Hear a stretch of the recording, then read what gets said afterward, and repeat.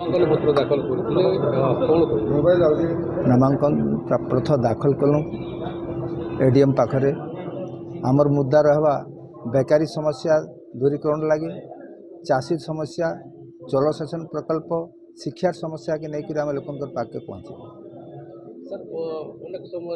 देखा मिलूँ समस्या तो बेसी रही आपड़ कि नुआ चेहरा पुराना चेहरा सब लड़े अच्छी कौन करेंगे? से तो बहुत भल अच्छी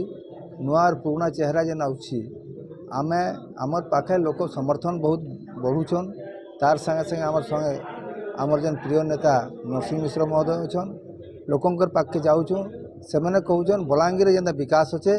लईसिंगा निर्वाचन मंडल भी इथर जदि कांग्रेस आसो ओम प्रकाश कुमार आसिले से विकास के आम चाहूँ बोल लोक निजे स्व इच्छा कहते बलांगीर जिलार मुख्यमंत्री निज निर्वाचन लड़ुते प्रभाव पड़े कौन सी प्रभाव नहीं पड़े लईसिंगा निर्वाचन मंडल में कि बलांगीर सदर निर्वाचन मंडल प्रभाव किछु नहीं पड़े लोक जाणीगले न बीजेपी एक बीजेडी बीजेपी एक एवं लोक बुझीगले मैंने किछु विकास नहीं करवा विनाश करुछन।